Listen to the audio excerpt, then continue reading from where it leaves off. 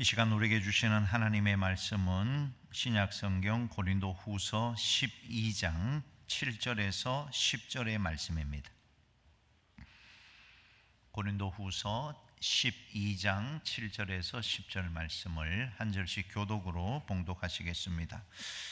여러 계시를 받은 것이 지극히 크므로 너무 자만하지 않게 하시려고 내 육체의 가시 곧 사탄의 사자를 주셨으니 이는 나를 쳐서 너무 자만하지 않게 하려 하심이라. 이것이 내게서 떠나가게 하기 위하여 내가 3번 주께 간구하였더니 나에게 이르시기를 내 은혜가 내게 족하도다. 이는 내 능력이 약한 데서 온전하여 짐이라 하신지라. 그러므로 도리어 크게 기뻐함으로 나의 여러 약한 것들에 대하여 자랑하리니 이는 그리스도의 능력이 내게 머물게 하려 함이라. 위하여 약한 것들과 능력과 궁핍과 박해와 곤고를 기뻐하노니 이는 내가 약한 그때의 강함이라. 아멘. 자, 오늘 말씀의 제목 따라합시다. 약할 때 받는 은혜. 네, 약할 때 받는 은혜, 이런 제목으로 함께 은혜 받고자 합니다. 히틀러 나치 정권 아래에서 유대인들이 정말 600만 명이라는 너무 많은 숫자가 희생을 당했는데, 그 대표적인 희생의 장소가 우리가 잘 알고 있는 아우슈비츠 수용소, 포로 수용소입니다.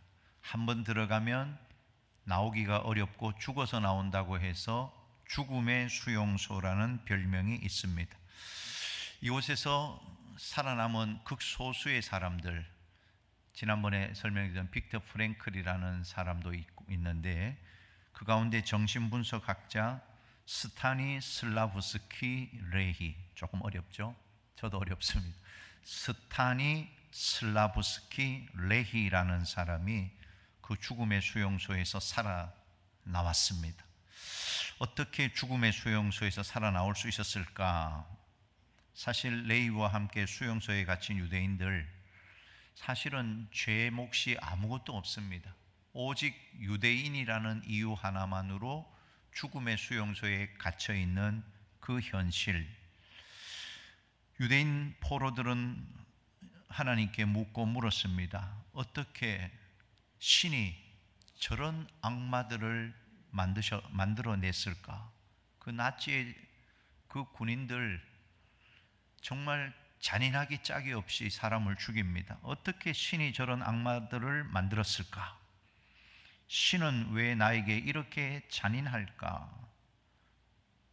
악몽 같은 현실 앞에서 레이도 신을 향해 울부짖으며 원망했다고 합니다. 레이는 옆에 있는 다른 포로들에게 물었어요. 어떻게 하면 이 끔찍한 수용소에서 나갈 수 있을까? 대부분의 답이 바보 같은 짓은 하지 마. 탈출은 절대 불가능해. 그냥 살아남기를 기도하는 수밖에. 모두가 절망적인 대답을 합니다. 그런데 이 레히는 질문을 멈추지 않았어요. 그 절망적인 상황, 모두가 절망만을 말하고 있는 그 암담한 현실 앞에서 계속 질문하는 겁니다. 어떻게 하면 탈출할 수 있을까? 어떻게 하면 이곳에서 살아나갈 수 있을까? 그는 더 이상 하나님을 원망하거나 암담한 현실을 탓하지 않고 그 대신 간절한 마음으로 탈출할 방법에 대해서 질문하고 질문했다고 합니다. 여러분, 질문을 하면 답을 얻게 마련이에요. 우리가 성경을 묵상하고 큐티할 때 제일 중요한 것이 질문입니다. 성경은 살아있는 책이기 때문에 우리가 질문을 하면 답을 주는 거예요. 우리가 우리의 삶의 문제를 가지고 구체적으로 하나님께 자꾸 물어야 해요. 묻고 기도 가운데, 말씀 묵상 가운데 답을 얻는 것, 이게 큐티하는 거거든요. 질문을 하면 답을 얻어요. 이 레이가 가스 처형실에서 포로들이 죽어서 나오는, 시체가 쏟아져 나오는 모습을 보게 됩니다. 그래, 바로 지금이 기회야. 그는 옷을 다 벗어 던지고 알몸으로 시체 더미 속으로 들어갑니다. 썩어가는 시체 속에서 오히려 레히는 희망이 솟구치는 것을 느껴요. 시체들은 모두 수용소 밖 구덩이에 버려졌고 레이는 그 시체 속에 섞여서 구덩이로 나왔고 거기서 40km나 알몸으로 아무것도 입지 않고 도망을 쳐서 자유를 얻었다는 것입니다. 스타니슬라브스키 레히, 답이 떠오를 때까지 끈질기게 질문했고 답을 얻었고 종전 후에 정신분석학자로서 인간의 존엄성 회복을 위해 귀한 헌신하는 삶을 살았다는 것입니다. 자, 카메룬 속담에 이런 속담이 있다고 합니다. 질문하는 자는 답을 피할 수 없다. 레히는 끊임없이 올바른 질문을 했기 때문에 답을 찾을 수 있었다 하는 것입니다. 만약에 다른 포로들처럼 하나님을 원망하고 자신의 운명을 비관하고 거기에 머물러 버렸다면 아마 가스 처형실에서 비참하게 생을 마감했을지도 모릅니다. 그러나 그는 그렇게 하지 않고 끝까지 물었다는 것입니다. 우리 역시 그래야 한다 하는 것이에요. 답을 찾을 때까지 하나님께 질문하고 또 질문해야 하는 것입니다. 하나님은 답을 주시는 분이세요. 하나님은 때때로 우리의 약함, 우리의 정말 연약한 그것을 통해서 놀라운 하나님의 은혜를 부어주신다. 하나님의 은혜를 찾아야 되지 않겠습니까? 우리의 눈으로 보면 약한 건 약한 거예요. 병들었으면 몸이 약하고 돈이 없으면 경제적으로 약하고, 그런데 그 약함 가운데 임하는 하나님의 은혜, 여러분 절대로 약하다고 포기하면 안 돼요. 질문하셔야 합니다. 질병 앞에서 낙심하고 원망하고 절망하는 것이 아니고 질문해야 돼요. 약할 때 받는 은혜가 뭔지를 찾아야 하는 것입니다. 하나님은 은혜의 하나님입니다. 아멘이십니까? 어떤 상황에서도 은혜를 베푸시기 때문에 내가 지금 처한 환경이 약한 환경이어도 하나님의 은혜가 있다 하는 것입니다. 오늘 본문의 바울, 정말 위대한 사도입니다. 유럽의 곳곳을 가면 도시마다 바울 사도의 교회, 사도 바울 교회가 얼마나 많은지 몰라요. 그만큼 위대한 사도, 신비한 영적 체험을 한 사람, 셋째 하늘까지 올라가서 그 하늘의 천국을 보고 온 사람, 하나님의 음성을 직접 들은 사람, 이런 신령한 체험을 하고 음성을 들었던 바울이지만 그에게는 육체를 찌르는 가시가 있었어요. 이게 얼마나 괴로운지, 사탄의 사자다, 얼마나 괴롭게 했으면 사탄의 사자라고 말했겠냐는 것입니다. 몹시도 고통을 주는 거예요. 그런데 그는 하나님 앞에 그 문제를 놓고 간절히 기도합니다. 물었단 말이에요. 하나님, 이게 뭐냐고, 어떻게 해야 되냐고. 첫 번째 물었어요. 응답이 없습니다. 두 번째 기도했어요. 응답이 없어요. 세 번째 기도했어요. 응답이 왔는데 바울이 예상한 것과 전혀 다른 응답이 온 것입니다. 뭐예요? 육체의 가시를 제거해 주세요라고 기도했는데 없애주기는커녕 내 은혜가 내게 족하다. 이게 웬 말입니까? 너 그런 고통의 상태로 있는 게 족하다. 지금 나는 고통스러워 죽겠는데 하나님은 그 고통의 상황을 보시면서 즐기시는 것 같아요.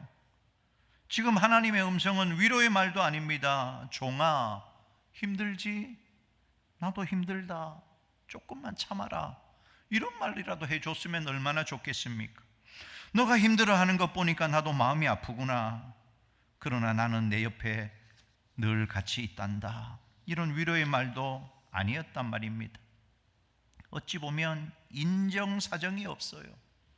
피도 눈물도 없는 말씀 같습니다. 지금 나는 고통스러워 죽겠는데 사탄의 가시, 사탄의 사자, 너무너무 고통당하고 힘들어 죽겠는데 아무 설명도 없고 왜 그런 고난이 왔는지 이유도 말하지 않고 내 은혜가 되게 족하다. 여러분도 이런 경우를 당한 경험이 있을 겁니다. 나는 지금 이 문제로 힘들어 죽을 지경인데 기도하면 하나님이 침묵하세요. 그냥 그대로 지내라고 하는 것 같아요. 아무 응답도 없고 상황에 호전도 없고 하루도 못 살겠는데 그냥 견디래요. 이럴 때 참 맥이 빠지고 짜증이 나고 인생을 이렇게 꼭 살아야 되는가? 아마 바울 사도도 보통 사람들 같았으면 실망했을 수도 있고 낙심하고 포기했을 수도 있는데 오늘 9절을 보시면 기뻐하고 자랑했다. 그냥 기뻐한 것이 아니고 도리어 크게 기뻐했다. 약한 것들을 자랑했다. 보통 사람들은 약한 것 숨기려고 하지 자랑하려고 하지 않습니다. 자기 아픈 것도 돈 없는 것도 숨기려고 하지 자랑하지 않아요. 할 수만 있으면 감추려고 합니다. 그런데 오늘 바울이 뭐예요? 약한 것들을 자랑한다. 이게 과연 있을 수 있는 일입니까? 오늘 우리 삶 속에서 이런 일이 과연 일어날 수 있겠습니까?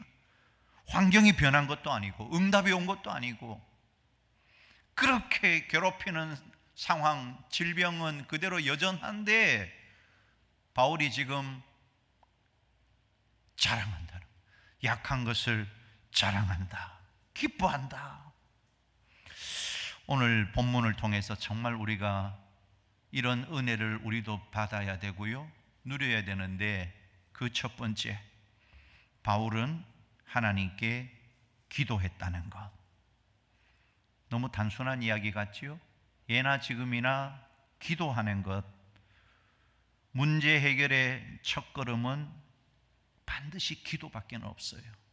기도로 뚫어야 됩니다. 기도 외에 다른 방법을 찾지 마세요.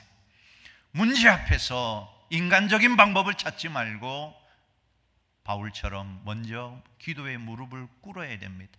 기도로 쇼부를 봐야 해요. 기도로 뚫어야 해요. 문제가 생기면 즉각 바로 기도하는 신앙인이 다 되셔야 합니다. 사람 찾아다닐 필요 없어요. 원망하고 불평할 필요도 없어요. 하나님께 물어야 돼요. 하나님 앞에 엎드려야 돼요. 오늘 우리 교회 하나님 앞에 엎드려 하나님과 쇼부 보는 자가 되기를 소원합니다. 빌사육칠 띄워주세요. 빌사육칠. 빌사육칠은 뭐겠어요? 빌립보서 4장 6절과 7절. 빌사일삼 뭐예요? 내게 능력 주신 자 안에서. 빌사육칠은 자 읽읍시다. 아무것도 염려하지 말고 다만 모든 일에 기도와 간구로 너희 구할 것을 감사함으로 하나님께 아뢰라.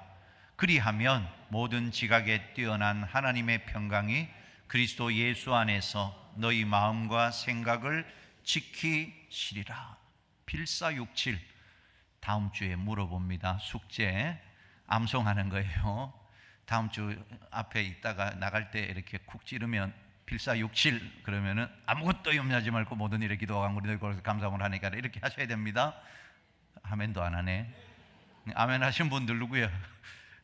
문한국 집사님은 내가 찔러 볼 테니까 외워오셔요.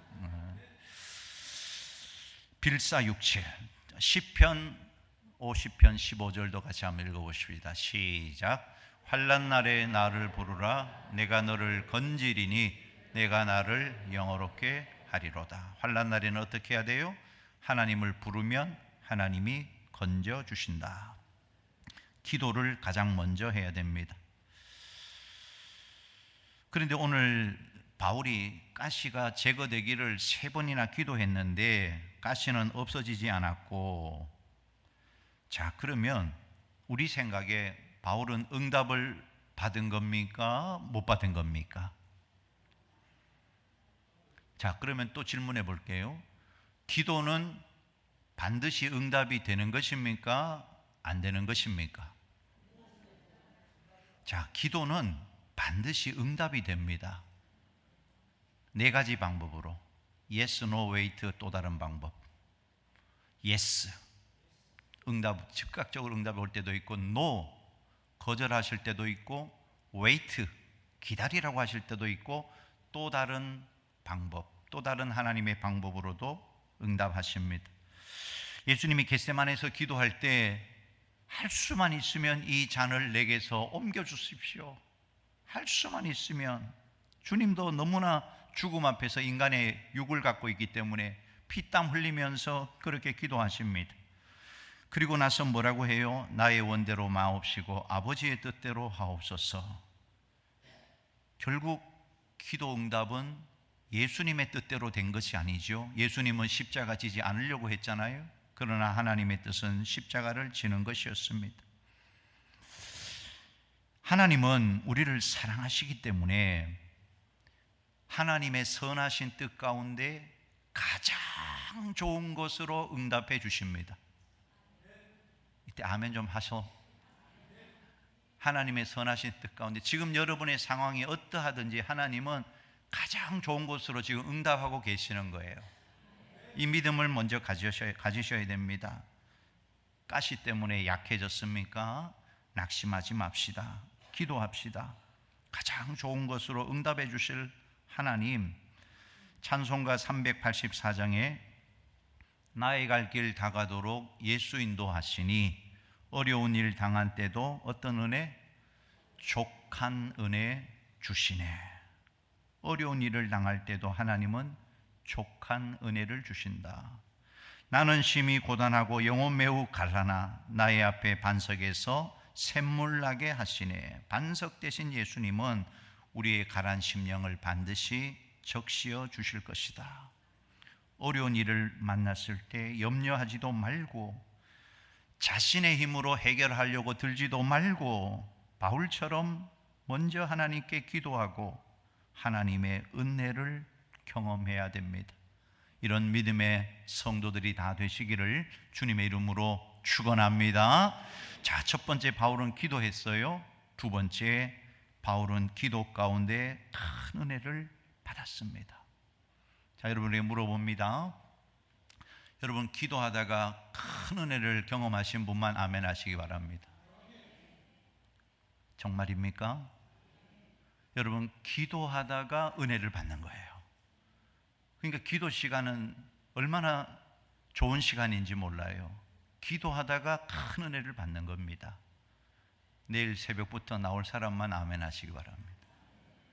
기도하다가 큰 은혜를 받는데 아멘 해야 돼요. 새벽에 또 집에서라도 깨어서 기도하고 말씀 묵상하는 일을 계속 하셔야 됩니다. 사람은 강할 때 하나님보다 자신을 의지하기가 쉽습니다. 돈이 많고 건강하고 능력이 있으면 기도 안 하고 계산이 앞서요. 자기가 다 할 수 있으니까 이렇게 하고 저렇게 하고. 그런데 약해지면 하나님께 무릎을 꿇게 됩니다. 오늘 새로 오신 분 이렇게 상담을 이렇게 쭉 해보니까 최근에 남편을 먼저 보내고 자신도 병에 걸려서 10kg나 빠져나가는데 그 병상에 있는 가운데 어릴 때 들었던 찬송가가 들리더라고 합니다. 그전에는 그런 일이 없었는데 자기가 어렵고 힘든 가운데 있으니까 하나님의 음성이 들리는 거예요. 바울, 사실은 자기가 받은 큰 계시와 환상과 체험 때문에 굉장히 교만할 수 있는 사람이었어요. 그래서 하나님이 육체의 가시를 허락하신 겁니다. 고난은 바울을 무너뜨리기 위한 것이 아니고 사실은 바울로 하여금 하나님께 더 가까이 나가게 하기 위한 하나님의 도구였다 하는 것입니다. 여러분, 우리도 마찬가지입니다. 실패가 우리를 기도하게 해요. 승승장구하는 사람은 기도 안 해도 잘 되니까 기도 안 할 겁니다. 그런데 실패하면 그때서야 기도해요. 질병이 하나님을 찾게 합니다. 눈물이 말씀 앞에 서게 합니다. 상처가 십자가를 붙들게 합니다. 하나님은 약한 사람을 버리지 않아요. 오히려 약한 사람을 가까이 붙드십니다. 그래서 약할 때 하나님의 능력이 나타나요.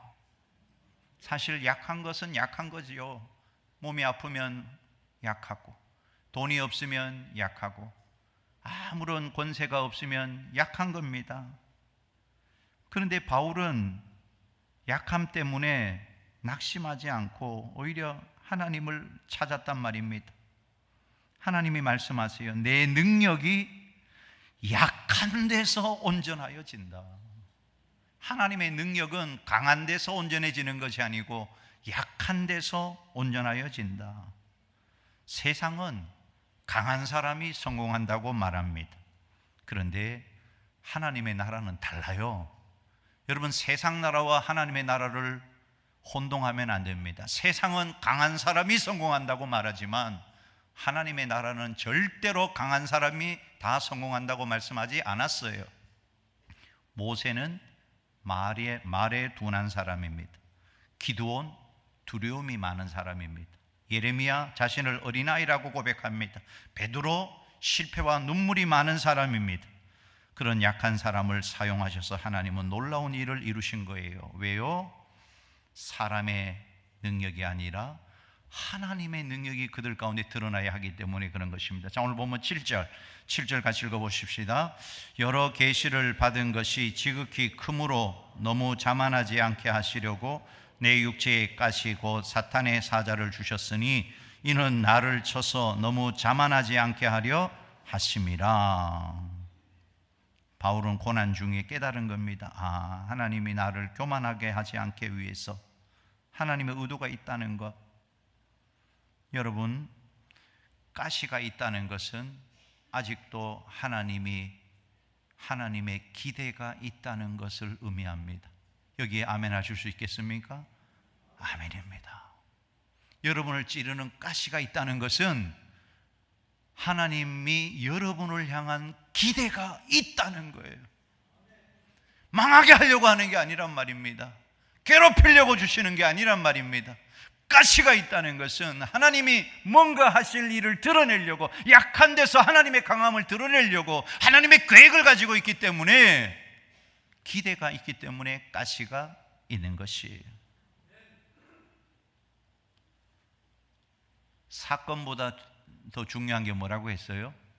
해석이 중요합니다. 설교를 잘 듣고 계시네. 이제 척척 나와야 돼요. 제가 설교했던 내용들 다 기억해가지고 대답을 하셔야 돼요. 사건보다 중요한 것은 해석이다. 오늘도 해석이 중요한 것입니다. 여러분, 삶에 문제가 생길 때 하나님은, 그런 말이 있습니다. 속담이, 삶에 문제가 생길 때 신은 인간에게 반드시 2개의 문을 마련해 주신다. 문제 앞에서 2개의 문이 있어요. 하나는 죽음의 문, 또 하나는 삶의 문. 그러면 어느 문을 선택하느냐, 어떤 문을 선택하느냐는 어떤 질문을 하느냐에 따라서 달라져요. 질문이 중요합니다. 인생의 고난 앞에서 나를 죽이는 질문, 죽음의 문으로 가는 질문이 있습니다. 대부분 왜로 시작합니다. 왜 나에게 이런 고난이 왔는가? 왜 나에게 이런 질병이 왔는가? 왜 나는 다른 사람보다 고통스럽게 살아가는가? 왜라고 질문하면 죽음의 문으로 들어가는 질문이 되고 만다는 거예요.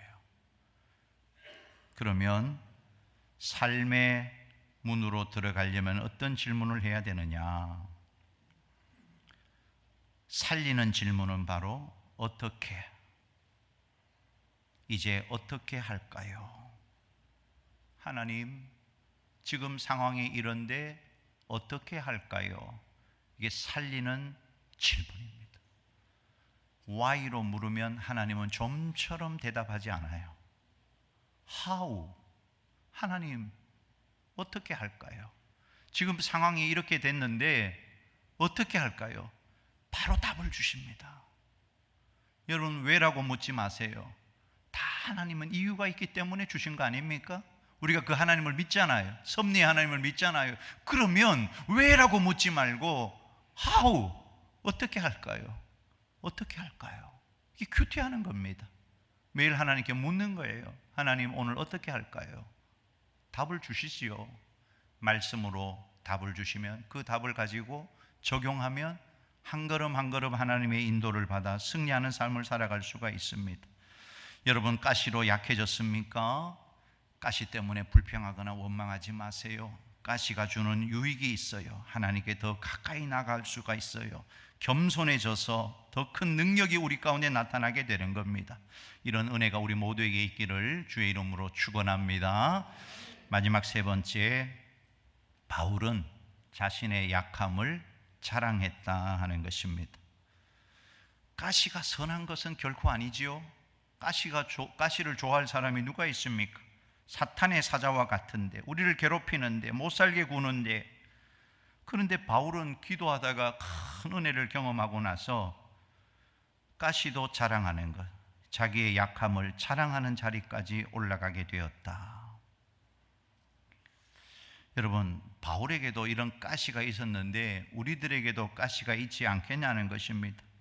아무리 건강한 사람도 어느 날 중병에 걸려 시달릴 때도 있고, 아무리 머리 좋은 학생도 대학 입시에 떨어질 수도 있고, 아무리 사업을 잘하는 그런 사람도 실패할 때가 있고, 아무리 대인관계가 좋은 사람도 때로는 가시 같은 존재를 만나기도 하고, 예수님에게도 가룟유다와 같은 가시가 있었단 말입니다. 그런데 예수님은 그런 가룟유다 때문에 고통스러워하지 않았어요.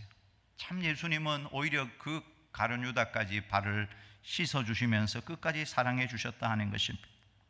여러분, 때가 되면 하나님이 다 정리해 주십니다. 우리에게 유익이 있기 때문에 일시적으로 가시를 허용하는 것뿐이다 하는 것입니다. 오늘 바울에게 가시가 제거되지 않았지만 그 대신 어떤 은혜를 받았습니까? 족한 은혜를 받았어요. 여기 족하다라는 말은 충분하다라는 뜻입니다. 환경은 그대로인데 마음이 무너지지 않는 은혜, 눈물은 있지만 절망하지 않는 은혜, 상처는 있지만 다시 일어서는 은혜, 충분한 은혜, 족한 은혜를 하나님이 주셨다는 것입니다. 성도는 문제없는 사람이 아닙니다. 여러분, 착각하면 안 돼요. 예수 믿으면 문제가 사라지는 게 아닙니다. 성도는 문제없는 사람이 아니고 문제 속에서도 은혜로 버티는 사람입니다. 여기가 끝이 아니에요. 오늘이 끝이 아니에요. 천국 가는 그날까지 은혜로 버티면 놀라운 하나님의 영광을 보게 될 겁니다. 현재 당하는 고난은 장차 받을 영광과 좋게 비교할 수 없다. 여기가 끝이 아니잖아요. 지금이 모든 결말이 아니잖아요. 끝까지 가야 하는 것입니다. 끝까지 은혜로 버티셔야 돼요. 여러분, 우리 인생에 해결되지 않은 문제가 분명히 있습니다. 오래된 질병, 경제적인 어려움, 관계의 아픔, 자녀의 문제, 마음의 상처. 그런데 오늘 하나님이 우리에게 이렇게 말씀하고 계십니다. 내 은혜가 내게 족하다. 주의 음성 들었습니까? 우리 모두에게 주시는 하나님의 음성입니다. 내 은혜가 내게 족하다. 은혜는 상황보다 큽니다. 하나님의 위로는 우리의 눈물보다 깊습니다. 바울은 결국 이렇게 고백합니다. 내가 약할 그때에 곧 강합니다. 세상의 논리가 아니에요. 이것을 믿음의 역설이라고 말하는 것입니다. 왜 약한데 강한가? 약한데, 누가 봐도 약한데, 누가 봐도 질병 가운데 오랫동안 고통 가운데 있는데, 눈물로 기도해도 병이 낫지 않는데 약한데 왜 강한가? 그 약한 자리에 하나님의 능력이 시작되기 때문에 그런 것입니다. 사람은 자기 힘으로 살 때는 쉽게 무너집니다. 그러나 하나님을 의지하는 사람은 인생이 흔들려도 다시 일어섭니다. 넘어져도 그것이 끝이 아니에요. 약해도 실패한 것이 아닙니다.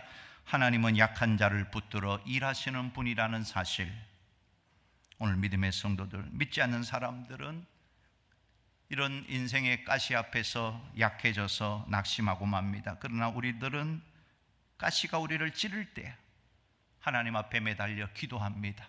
하나님의 큰 은혜를, 족한 은혜를 경험합니다. 가시가 주는 유익을 깨닫습니다.